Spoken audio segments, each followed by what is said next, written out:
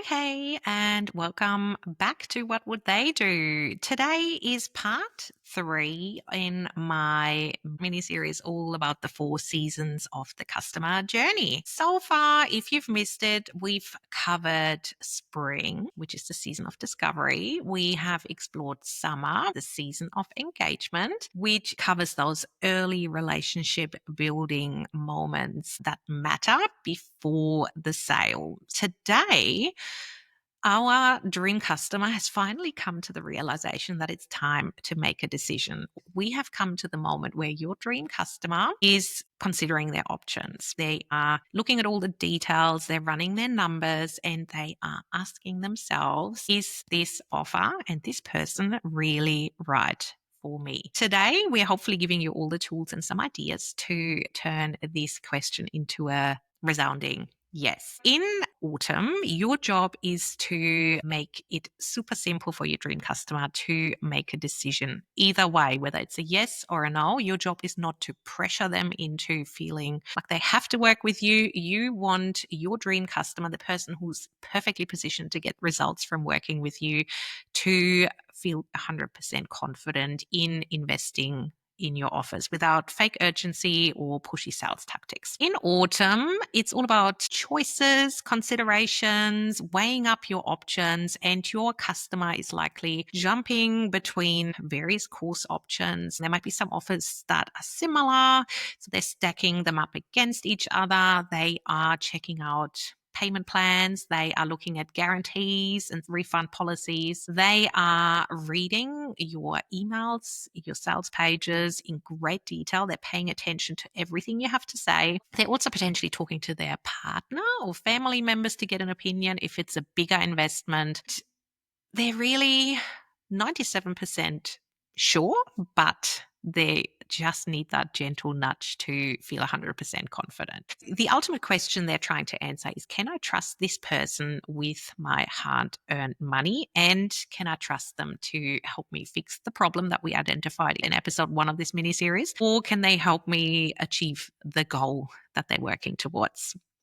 So autumn is where they move from the nurturing phase, where we're building affinity, we're growing trust, we're delivering personal snippets so they actually like us as a person, where that's moving to driving a decision without pressure and without fake scarcity and urgency. But eventually we need to invite them to make a decision either way, whether it's a yes or a no. And autumn is the season to do that. Autumn is your opportunity to address any objections they might have before they become roadblocks for that sale. It's all about clarifying your offer. So now is the time to talk about your offer features, your membership inclusions. In spring, we said now's not the time to do that. Autumn is where you focus on what they get, what it means for them, what that looks like. It's also about reinforcing their beliefs or busting those false beliefs, because in this phase, they're talking to a lot of people, and a lot of people have a lot of opinions that aren't necessarily based on facts. So if you know that there are misconceptions around your offer, your industry, your niche, now's the time to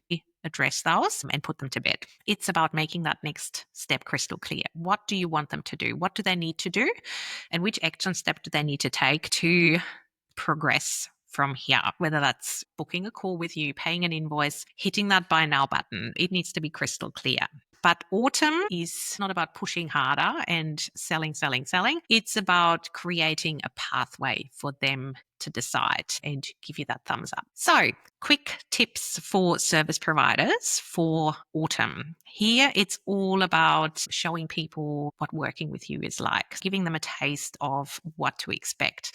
How I do that in my business is I have a Sample My Magic guide, and it's a collection of some of my copy pieces that I've written, a collection of testimonials, and people can scroll through it and get a real vibe for what I've created and what people have had to say about the process and the results. Another great way to do that, if you know your processes particularly are somewhat complex, speak to the timeline. If we were to work together, this is how our project together would unfold, and then have breakup of the timeline, what everyone needs to do at various steps of that process. It can also include a private case study podcast. Again, I know I keep banging on about it, but it's just so efficient. For my one-on-one clients, I have a private case study podcast called Can Do Tales. You can still find it on my website. And that's where I invited past clients to share the decision-making process that took place before they started working with me, how they approached the project, what considerations there were, and then obviously also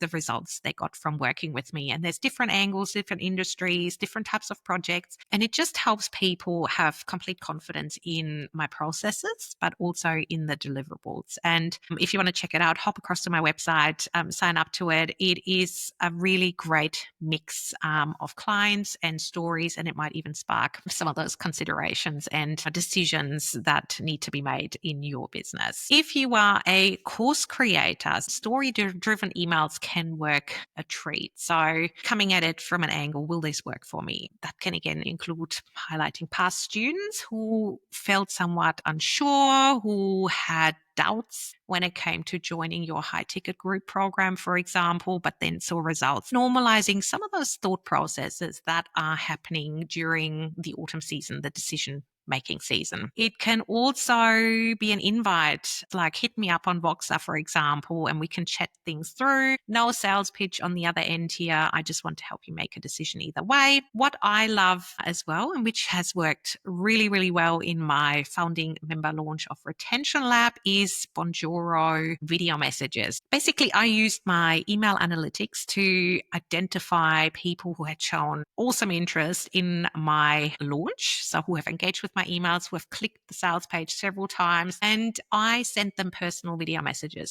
The conversion rate from people who clearly were on the fence, because it was 24 hours before the end of that founding member offer, the conversion rate was incredible. People responded, people had questions that clearly I need to incorporate into my sales page and into the FAQs, but it's just such a personal touch point at this point in the customer journey. I didn't make it creepy along the lines of, I know you clicked my sales page 3 times. It was all about normalizing that. I know they're curious, and I know that decisions can be hard. I know that a membership is a lot to, consider, because it takes long-term commitment. So I'm here to help them decide either way. That was the angle, and it worked a treat. Coming to membership site owners. So if you have a membership, I would totally, at this point in time, consider presenting them with real member pathways. So what your first 30 days inside the membership could look like, it could give them even curated pathways. So giving them a taste of how you're going to support them in those early days to make sure they're set up for success. It could also be a low-cost trial to help them overcome those objections. So, test the membership, all the features for a week for X dollars before going into the normal fee structure. So really having a look at how you can demonstrate that you have them covered, you have a plan for them, and removing that element of risk. Autumn, as we said, it's all about decisions, but it's not your job to just push people into it. You want to give them all the information they need to make an educated decision, whether that's a yes or a no. So today, I would love you to pick one customer-facing brand touch point, one key touch point in this autumn season, whether that's your service page, your sales emails, or your sales page, and ask yourself, is this touch point actually helping someone feel totally confident in their decision? Is it answering all their doubts, or is it leaving them to figure things out on their own? So have a look at your touch points, have a look how you can support them even more to make that decision, and how you can fill them with confidence that you are the one. In next week's episode, which is the wrap-up episode, we are going to move into winter. Winter sounds somewhat dull, but it's actually a super important season, because it's the season of loyalty. And as we all know, the customer journey doesn't end with the sale. It's the starting point. So winter is super important, and I have some awesome tips for you how you can maximize winter so you can then convert your customers again and again and keep them in your orbit. If you enjoyed today's episode, make sure you hit that subscribe and follow button so you don't miss next week's episode. Also, make sure you share the podcast with anyone who might benefit from all these snippets, and I will chat to you then.